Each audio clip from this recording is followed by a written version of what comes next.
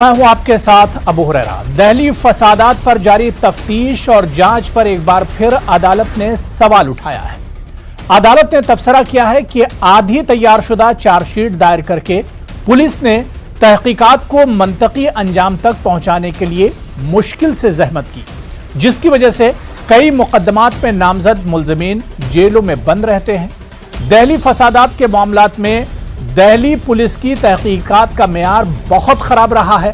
अदालत ने तबसरा किया कि दिल्ली पुलिस आधी अधूरी तहकीकात की बुनियाद पर चार्जशीट दाखिल कर रही है, तो वहीं दिल्ली की केजरीवाल सरकार ने भी पुलिस की कारकर्दगी पर सवाल उठाए हैं।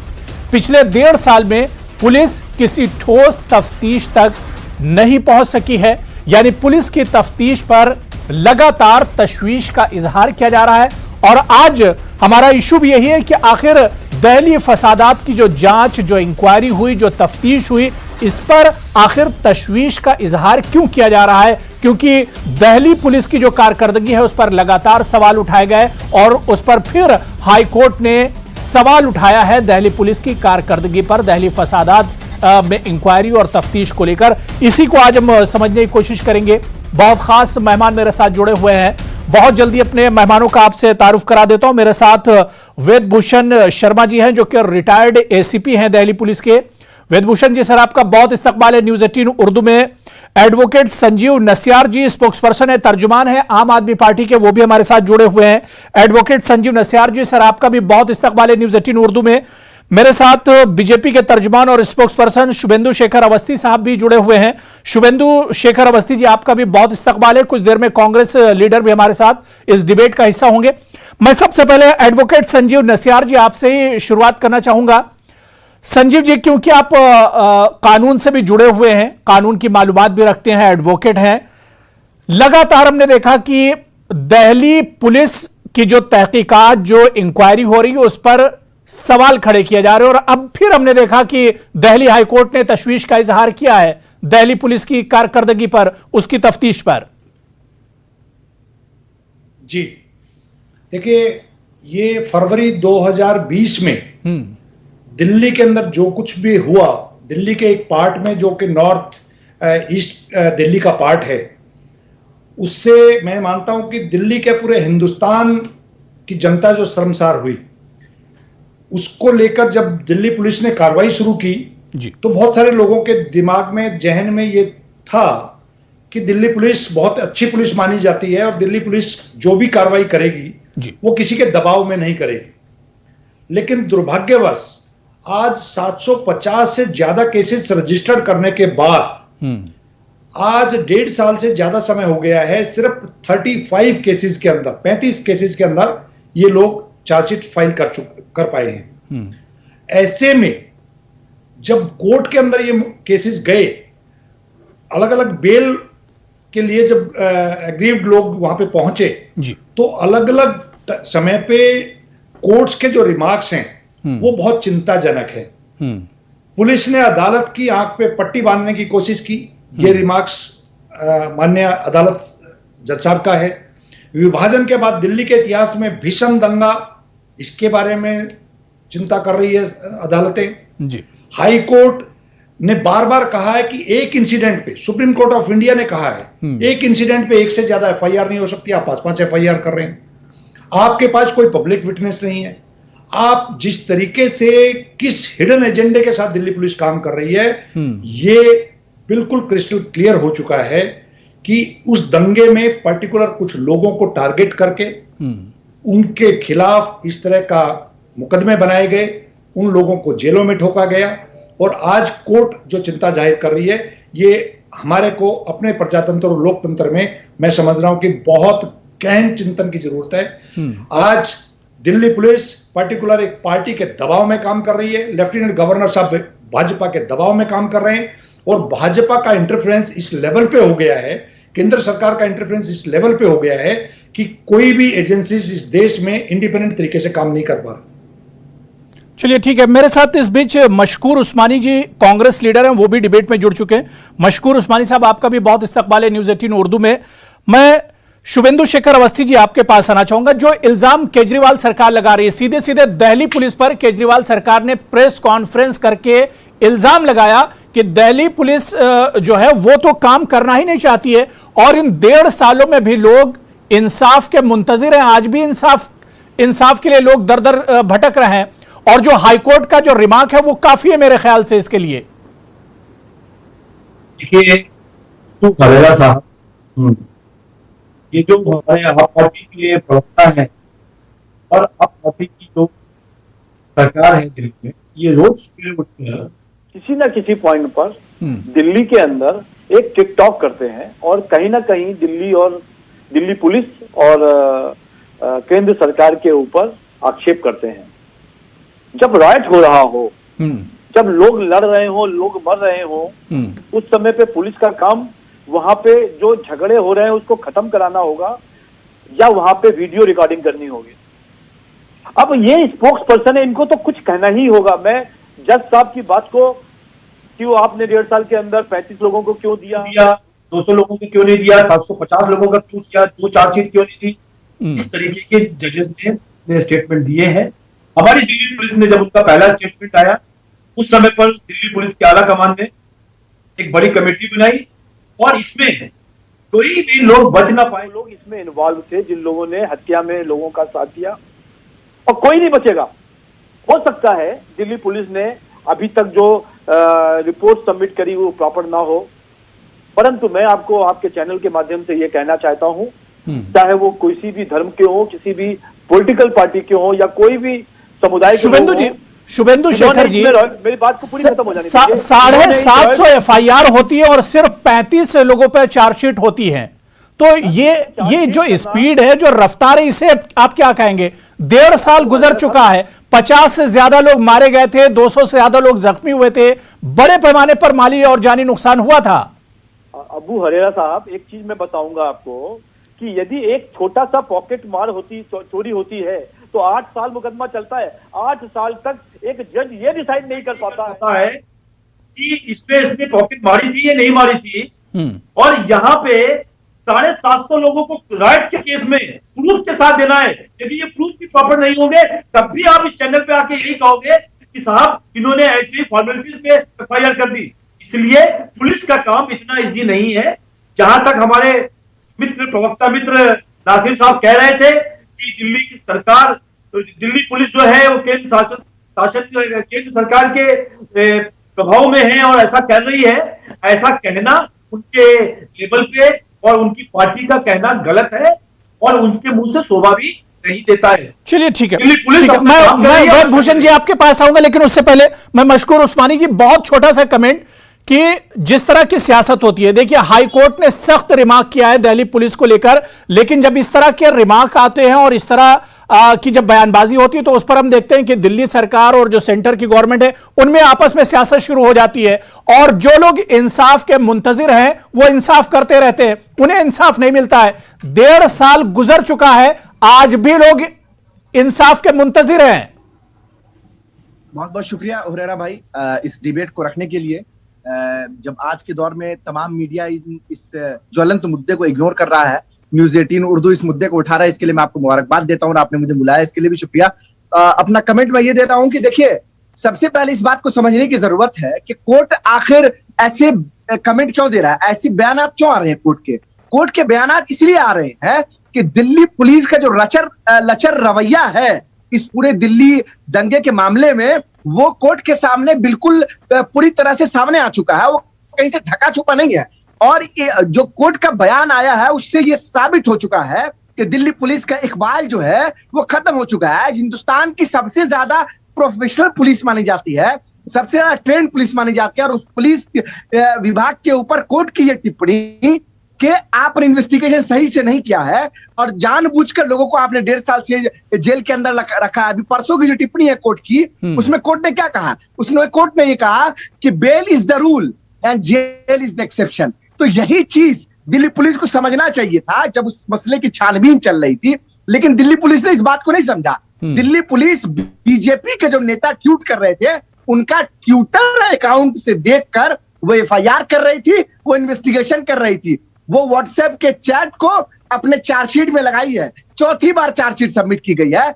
सुनने में ऐसा आ रहा है कि 21,000 पेज की चार्जशीट है, मुझे मालूम नहीं, ऐसा सुनने में आ रहा है। और उसमें 15-16 हजार पेज जो है व्हाट्सएप के चैट है। अरे भाई, ये कैसी छानबीन चल रही है, ये कैसी तफ्तीश चल रही है आपकी? और ये चार्जशीट जो स्टार्टिंग में जो सबमिट की जा रही थी, वो चार्जशीट कभी भी जो सो कॉल्ड एक्यूज थे, जिनको ये कहा गया इन लोगों ने दंगे कराए, उनके वकीलों को नहीं दी जा रही थी, लेकिन वो चार्जशीट मीडिया को लीक कर दी जा रही थी। मीडिया ट्रायल करवाया जा रहा था उन छात्रों का, नौजवानों का, जो लोग दिल्ली दंगे में राहत का काम किए, जो लोग दिल्ली में थे नहीं दंगे के दौरान, उन लोगों के खिलाफ मीडिया ट्रायल हो। इसके लिए चार्जशीट से 2-4 पॉइंट लीक करके उनका मीडिया ट्रायल करा गया। अच्छे स्टूडेंट, अच्छे स्कॉलर आज भी जेल में बंद हैं। बहुत सारे साथी जेल से छूट कर बाहर आए हैं। एक और बात जो दिल्ली पुलिस ने कही है कि मेजॉरिटी ऑफ द केसेस में आईओ अपीयर नहीं हुए हैं, ना उन्होंने फिजिकल अपीयरेंस दी है, ना उन्होंने वीडियो कॉन्फ्रेंसिंग के माध्यम से जब कोर्ट बंद चल रहे थे। आखिर क्या वजह है कि आईओ, यानी जानबूझकर चंद लोगों को टारगेट किया गया, चंद लोगों को इसमें एक तरह से टारगेट किया गया। इस पर मैं आगे भी बात करूंगा। वेदभूषण जी बहुत देर से वेट कर रहे हैं। वेदभूषण शर्मा जी, क्योंकि मैं अब पुलिस का लचर रवैया तो नहीं कहूंगा, लेकिन क्योंकि आप भी पुलिस से जुड़े हुए रहे हैं, लेकिन जिस तरह की कारकर्दगी और जितना सख्त रिमार्क और तबसरा दिल्ली हाई कोर्ट का है दिल्ली राइट्स में, तो पुलिस के इस रवैये को आप सर क्या कहेंगे? कहां पर कमी रह जाती है? पुलिस ने गलती, क्या वाकई में पुलिस से गलती हुई है? अबू भाई, ये एक आम दंगा नहीं था, ये एक्स्ट्रा ऑर्डिनरी राइट्स का केस था, जो एक ऐतिहासिक दंगे थे हिंदुस्तान के अंदर, दिल्ली की राजधानी के अंदर। इसके अंदर 750 जो एफआईआर है, अभी केवल 35 पर आरोप तय होने की बात तय हो रही है। अभी टाइम को लेकर एक संशय पैदा की जा रही थी। निर्भया केस के अंदर दिल्ली पुलिस ने, ये वही दिल्ली पुलिस है, 18 दिन के अंदर चार्जशीट पेश कर दी और ट्रायल होने में, सजा होने में 14 साल लग गए। पुलिस के ऊपर उंगली उठाना आसान काम है, पर इन तमाम केसेस की आप इन्वेस्टिगेशन को देखेंगे, उसमें क्या एविडेंसेस है, क्या आप जहां सीसीटीवी तोड़ दिए गए, कोई एविडेंस वहां पर नहीं था। इनके आम आदमी पार्टी के जो अभी बोल रहे थे, उनके खुद नेता ताहिर हुसैन, उनके साथी जेल में रहे। ये 58 आदमियों की मौत हो गई। पुलिस वाले हेड कांस्टेबल रतनलाल की डेथ हुई, उसके अलावा आईपीएस ऑफिसर इंजर्ड हुए। क्या आप सोच सकते हैं कि पुलिस वाले अपने इन्वेस्टिगेशन करने के लिए अपने साथियों के खिलाफ इन्वेस्टिगेशन में कोई कसर छोड़ देगी? कोई इन्वेस्टिगेशन में कसर नहीं छोड़ी गई है। थोड़ा इंतजार कीजिए, एकदम जंप ना करें कि किसी कोर्ट की ऑब्जर्वेशन को लेकर आप जो है अभी इंतजार कीजिए। अभी और भी अरेस्ट होने, अभी इसमें 750 एफआईआर है और अरेस्ट हो सकते हैं। मैं मशकूर में आ रहा हूं, आपके पास भी आ रहा हूं। किसी का बरी होना ये नहीं कि उसके खिलाफ क्या दिल्ली पुलिस के पास किसी को बरी होना ये सबूत नहीं है। पहले आप कानून को समझिए, पहले आप कानून को मैं मशकूर आ रहा हूं, बात पूरी कर ले। मैं आ रहा हूं। मैं बरी होना ये नहीं है इतना तकनीकी पुलिस कहा जाता है, उसके बाद आप इस तरह की बात कर रहे हैं। पहले आप कानून की स्थिति को समझिए, तब आप अरे समझ रहे कानून की स्थिति को। आप लोग बेकसूर बेगुनाह लोग को डाल लेते हैं, जब आप लोग को मालूम नहीं होता है कि किसने किया। 58 आदमी सफाई दे रहे हैं यहाँ पर। आप जिम्मेदारी लेंगे? आम आदमी पार्टी जिम्मेदारी लेगी क्या? क्यों लेगा? पुलिस जिम्मेदारी ले, police home ministry, Delhi police क्या? देखिए, एक एक करके बात कर लीजिए। मैं आ रहा हूं, ठीक है, मशकूर में आ रहा हूं, मैं आ रहा हूं। संजीव जी, मैं आपके पास भी आ रहा हूं। ये बात की बात हो गई। वेदभूषण जी, ठीक है, करने के लिए ना पाकिस्तान की पुलिस आएगी, ठीक है। वेदभूषण जी, आपकी बात, वेदभूषण जी सर, अमित शाह से मिल लिया, ठीक है। आप भी मशकूर जल्दी से अपना कमेंट दीजिए। नहीं, ये मैं संजीव जी आपके पास भी आ रहा हूं। ये पुलिस महकमे के लोग हैं और ये बोल रहे हैं पाकिस्तान की पुलिस आएगी। शर्म आनी चाहिए। कहाँ की पुलिस आएगी? आपने संविधान की शपथ ली और पाकिस्तान की बात करते हैं। शर्म नहीं आती है पाकिस्तान का नाम लेते हुए? आपको विश्वास नहीं करते, आप हमारी आर्मी में विश्वास नहीं करते। रिसर्च स्कॉलर, आपके देश के सेंट्रल यूनिवर्सिटी के स्टूडेंट, उनको आपने जेल में बंद करके रखा। आपने नताशा को साल भर जेल में बंद करके रखा, देवांगाना को रखा, आसिफ को रखा, उमर को रखा, शिवराज को रखा। जरूरी था। आप बात कर रहे हैं उनके साथ ठीक हुआ, पाकिस्तान की पुलिस आनी चाहिए। शर्म चाहिए आपको। दिल्ली पुलिस में जॉब करके रिटायर हो चुके हैं और इस तरह की बात करते हैं। बिल्कुल जिम्मेदारी से बात कर रहा हूं मैं। अरे भेजिए आपके आम जेल आदमी में पार्टी के जो पब्लिक लोग प्रोसिक्यूटर देने में दंगा ऐतराज कराए उनको करते जेल में हैं। भेजिए। आम आदमी पहले पार्टी दिन के से हम आप ये तो कह रहे पब्लिक हैं, प्रोसिक्यूटर को देने में प्रॉब्लम आती है पहले आम दिन आदमी से हम पार्टी ये को। कह रहे हैं, आपको क्या कांग्रेस परेशानी है पार्टी का पब्लिक ये स्टैंड प्रोसिक्यूटर है देने की कि जिसने भी प्रोसिक्यूटर दंगा रखना किया चाहती है वो जेल के आपको अंदर क्या होना ऐतराज चाहिए। है? हमारा चलिए एसपी ठीक ने है, ऑर्डर वेद कर जी, दिया ना। मैंने काफी टाइम दे दिया सर, मैंने टाइम दे दिया। मशकूर, मैंने आपको भी टाइम दे दिया। मैं शुभेंदु जी आपके पास आऊंगा, लेकिन एडवोकेट संजीव आप कुछ कहना चाह रहे हैं? जी जी जी, मैं दो बातें रखना चाहता हूं। एक तो शुभेंदु जी ने कहा कि हम लोग हमेशा आरोप लगाते हैं। आरोप हम हवा में नहीं लगाते हैं, आरोप का एक आधार है। आपको ध्यान होगा, स्पेशल प्रोसिक्यूटर अपॉइंट करने की जब दिल्ली सरकार की जो अथॉरिटी है उसको इन लोगों ने चैलेंज किया एलजी साहब के माध्यम से, उसी समय पे हम लोगों को शक था कि दिल्ली पुलिस अपने स्पेशल प्रोसिक्यूटर क्यों रखना चाहती है। आज माननीय अदालत ने, माननीय न्यायाधीश ने जिस तरीके के रिमार्क्स किए हैं, वो तो किसी पॉलिटिकल पार्टी से नहीं जुड़े हुए हैं। उनके केस किस तरीके से पुलिस ने, अभी वेद जी बोल रहे थे, इनको शर्म आनी चाहिए दिल्ली पुलिस में रहकर इस तरह के चार्जशीट फाइल करके उनको डिफेंड करते हैं। आपको बिल्कुल डिफेंड करेंगे। मालूम नहीं है कि दिल्ली पुलिस के बारे में बिल्कुल डिफेंड करेंगे। पुलिस ने अपना बेस्ट इन्वेस्टिगेशन पेश की है। 3 लोगों को जो बरी किया है कोर्ट ने, उसके अंदर सिर्फ बरी करने का मतलब ये नहीं, आप तो वकील हैं, आप तो वकील हैं, आपको पता होना चाहिए वकील बरी होने का मतलब ये नहीं कि वो उनको कहां से क्लीन चिट दे दी गई है। आपको कहां से मालूम पता चल गया कि कौन लोग उसके अंदर उनको कोई ऑनरेबल इक्विटल नहीं हुआ है, उनका कोई ऑनरेबल इक्विटल नहीं हुआ है दसियार जी के तहत। आप लोग सिर्फ इस देश को बदनाम करना चाहते हैं और दिल्ली पुलिस को बदनाम करना चाहते हैं। इस तरह के लोग। शुभेंदु शेखर जी, कोई अब आप कोई कमेंट में फिर एक एक करके सबके पास आ रहा हूं। ये लोग ठीक है, शुभेंदु शेखर जी, शुभेंदु शेखर जी, नहीं ठीक है, बात हो गई। संजीव जी, बात हो गई। वेद भूषण जी, सर आपकी बात हो गई। मैं आ रहा हूं, मैं 1 बाय 1 सबके पास आ रहा हूं, एक एक करके सबके पास आ रहा हूं। शुभेंदु शेखर जी, शुभेंदु जी,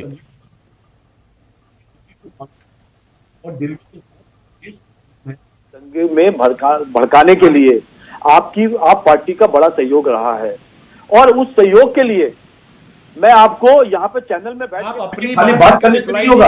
आपको सपने में भी आम आदमी पार्टी नजर आने लग गई है। नहीं है, हम सपने में क्या समझ आता है, आपको उसको समझने की जरूरत नहीं है। जिस दंगे को आपने भड़काया, आज यहीं पे आके आप चैनल पे समझा रहे हो हमको कि पुलिस एक्शन नहीं ले रही है।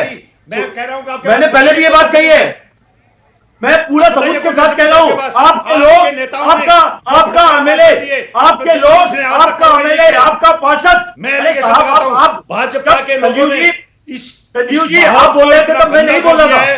पूरे संजीव जी आप बोल रहे थे, आप लोगों ने खराब किया है।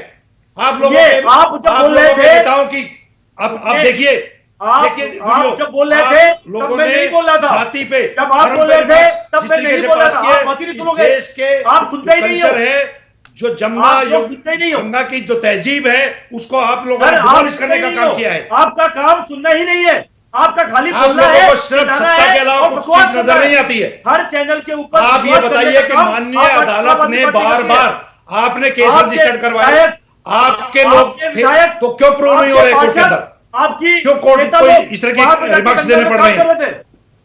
आपको सरप्राइज होता है?